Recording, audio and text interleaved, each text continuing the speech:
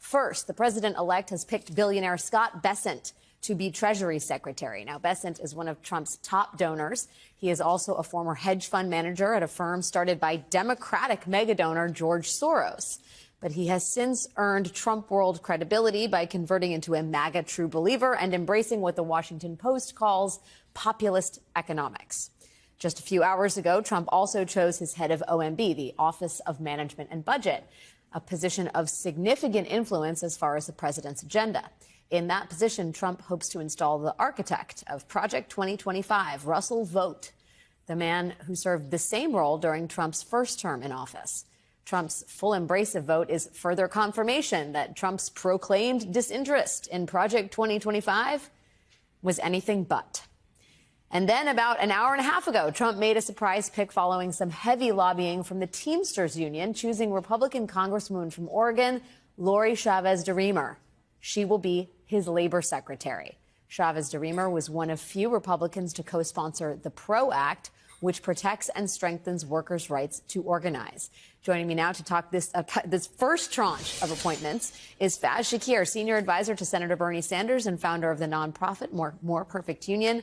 Faz, thank you for joining me. It has been a flurry of news from Trump world tonight, and I want to kind of just tick through some of these appointments to hear what you have to say. First, let's talk about the Treasury Secretary, just because there was a lot of back and forth about who he was going to pick, whether this was someone Trump could rely on to enact his tariff plan, which has come with a lot of eyebrow raising on the part of a lot of economists. What do you make of someone who was once affiliated with George Soros, once worked for George Soros, played a key role in some of George Soros's investments, now part of the MAGA firmament? Well, this has been an interesting fight because Elon Musk opposed Scott Bessent. He said he was business as usual and that business as usual would bankrupt the government. It became a major tussle between the Elon Musk wing of the Trump world versus Steve Bannon. Steve Bannon, fresh out of jail, advocated strong. This was his major campaign. He had Bessent come on his show. He said, this is the guy. This is the MAGA movement person. He's going to enact our tariffs. And it became kind of so much of a tussle that Trump then looked to a third person, the head of Apollo, Mark Rowan, who was probably the highest profile person who came to Mar-a-Lago, talked to him. And he went with Bessent. So the MAGA world, Steve Bannon wins this one. And you see in the flurry of all these other things, you could see Trump kind of doling out favors to various factions of his coalition tonight. But Steve Bannon got this one. So a W on the board for Steve Bannon. And I would assume you feel that this is also a W for Steve Bannon in the fact that Justin Vought, a mastermind is the word that's frequently used in the press to describe his work on Project 2025. Mastermind of Project 2025 being installed at OMB. Now, Vought was there in the first term, but it is quite obvious, especially from the writings in Project 2025 that Russ Vought oversaw, that he has some very clear, very extreme ideas about what to do next. What's your reaction to this one? Well, with that one, Alex, for those who are frequent watchers of the Alex Wagner show, will remember that 2 nights ago, you and I were talking about the cuts to Medicaid and to food stamps. And that was in the first Trump administration. It happened. Who executed that? When we saw all of those great protests in Capitol Hill over Medicaid cuts, who was the architect?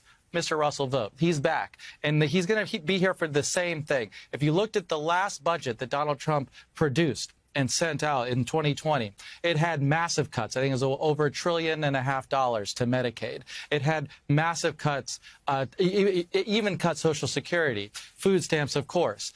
And so you can assume, looking both at Project 2025, which, of course, Trump said, oh, no, that's not going to have anything to do with me. Of course it is. And he's now named not only, Vought, but Stephen Miller, Tom Homan, and Brendan Carr, a number of others who were authors of Project 25 to his administration. But you can assume he's going right at all the things you and I were talking about 2 nights ago, Medicaid, food stamps, the far-right agenda to attack working people. Yeah, just to put a finer point on that, from the Project 2025 stable, he's named Tom Homan, who is Trump's border czar, John Ratcliffe, his planned nominee for CIA director, Brendan Carr, his selection for the FCC, the Federal Communications Commission, and Pete Hegstra, his selection for ambassador to Canada. Much respect to Canada. The sort of probably most, I'm going to say, unusual pick here and I'm real eager to hear your thoughts on this, is Lori Chavez-Deremer for Labor Secretary. She had the endorsement of the Teamsters Union. She was at the RNC she had a speaking slot at the RNC this summer, but she endorsed the PRO Act. She's been a friend to labor. Again, the Teamsters endorsement. I mean, I know you're familiar with this individual. What do you make of Trump's pick for her as labor secretary? Well, it is a pro-labor pick, and this is a victory for Sean O'Brien, the head of the Teamsters, who advocated for, spoke at the RNC, as you mentioned, and went in big for this. And Sean O'Brien got opposed by much of the conservative movement, Competitive Enterprise Institute, Grover Norquist Group, all came out against Sean O'Brien's and Deremer. And Trump went with them, and I think we all know why. He said, hey, I'm going to do something for my friend Sean O'Brien, which is great in the W, and I hope that we are able to push pro-labor. I mean, the world, the country needs it.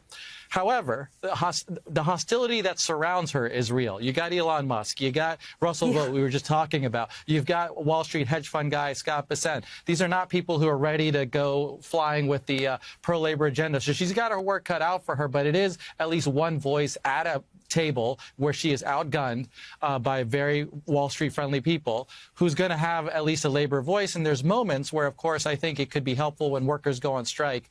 I will just note that, in order to support the labor secretary, you also need an NLRB, National Labor Relations Board support. And so who Donald Trump picks for that needs to complement this direction if we're going to carve into being a pro-labor. But it is a decent first step here.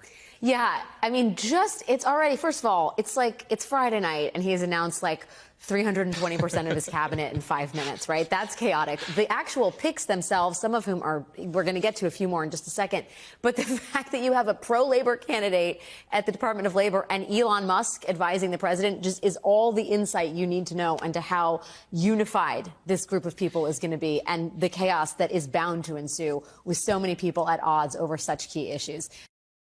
This week is ending with Donald Trump's first loss as president-elect. His first pick for attorney general dropping out Thursday. That's a key post where Trump had vowed a fight only to drop it. And now it's putting more heat on some other potentially problematic picks that face similar questions. Trump has prioritized the Justice Department more than any other division of government. And he picked firebrand Matt Gaetz, and that was seen as his true desire. He wanted a total warrior, but it was also very clearly this week a test of his power. He didn't consult the senators who have votes on the matter. Trump just acted and basically dared them to oppose him by claiming he might try to ice out their confirmation vote anyway with the recess appointment. And MAGA leaders spent the last week or two saying this was a preview of Trump's second term, an unbridled Trump who would mow down even Republican opposition or just rout around it. And he would dare the Senate or the courts to then stop those recess appointments. In other words, let him get what he wants or he'll go around you anyway. And so here, as we take stock of the world as it really is, how did that go? It failed. Trump lost this first cabinet clash before this new Senate was even sworn in, let alone hearings for some of these nominees. There was a week of the tough headlines about both Trump and Gaetz, and now he ends this week with reports that you see here about the failure, the brutal reality check, that maybe he won't get his way on everything. Now, I can only tell you the facts as we get them. None of that dictates anything about the future of the whole Trump term or this Justice Department. It simply shows that these tests, as they were calling them, are tests for everyone. They work both ways. And that's typical for politics. Trump claimed he was testing the Senate. In fact, the Senate tested him. And it found his resolve to even wage this uphill battle did not extend 2 weeks. And we are working in a field where you need a lot more than weeks of resolve. He couldn't go 2 weeks, let alone the 7 weeks left until the Senate's even, well, holding these hearings, until Donald Trump is sworn in, et cetera, et cetera. Now, I will tell you, Trump has famously cozied up to many different people in public life, including rapper 50 Cent. Well, we can end the week with this fact. Donald Trump broke the 50 Cent maxim, where he said, quote, "It's easy to see when you look at me. If you look closely, 50 don't back down." Well, Trump do back down. And Washington politicians also know something that has become clear when you put aside the bluster and the spin. Donald Trump's margin of victory that we saw this month is one of the smallest margins in the modern era. If you take the 3 elections he's had, you see them there very simply. Trump's current winning margin, about 1.6%, is far smaller, less than half of Biden's margin in 2020. So what you see there is the Trump win, 1.6, the Trump loss in 20, 4.4, and the margin in 2016 was 2%. In other words, Hillary Clinton had a better margin. She got more total votes than Donald Trump when he won the Electoral College in 16. These facts are driving the stories that are, frankly, more sober than the first few days of the reaction to the comeback of Donald Trump early this month. New York Times has a big piece today that notes the narrow win was the landslide that wasn't. Trump had one of the, quote, smallest margins of victory in the popular vote since the 19th century. So, against that backdrop, Trump has now rushed out his new AG pick, someone he knows better than Matt Gaetz, that is Pam Bondi, and she is an aggressive MAGA ally. She certainly talks tough and has tough political rhetoric. She is different than Gaetz, though. Bondi served as the Attorney General of a big state, just as Kamala Harris did.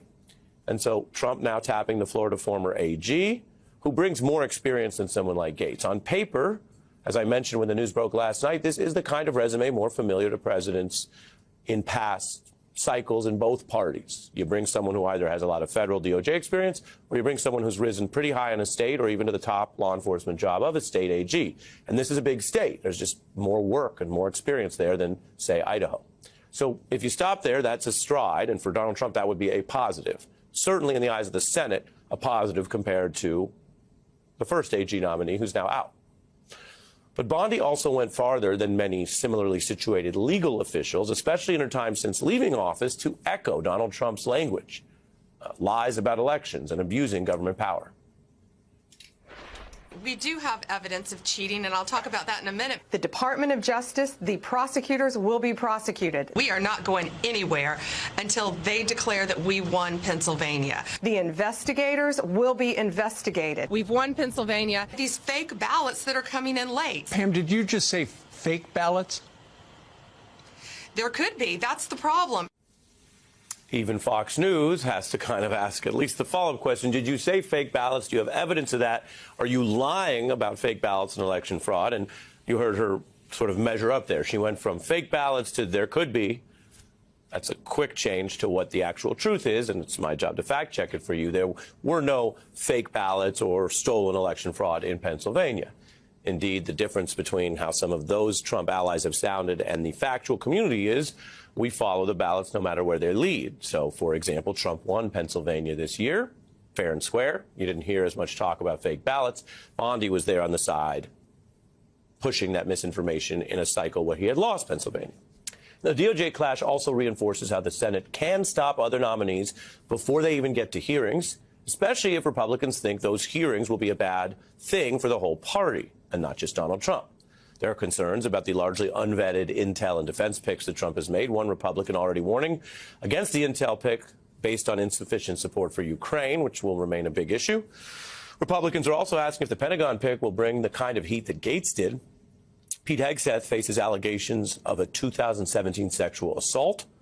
Donald Trump's team says they're blindsided by that sexual assault allegation. The Wall Street Journal reporting that.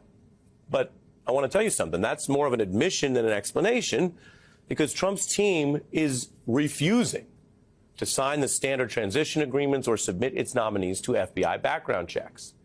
That is an extraordinary choice, and one that makes the nomination process riskier politically for the Trump folks, riskier for the Senate to deal with it, but also riskier for potentially the United States. It could leave more top officials subject to blackmail or very big surprises later if you learn these things after they're confirmed, and national security concerns. And the Pentagon pick has a second Gaetz-style problem relating to D.C. relationships. He's attacked some of the Republican senators he now needs to get confirmed. This is a swamp budget. This is a Mitch McConnell special. 100%. Lisa Murkowski's been voting with Democrats for a long time, more than she's voted with Republicans. Her and Susan Collins, they can basically have them taking on Mitch McConnell. Until there's new leadership of that Senate conference.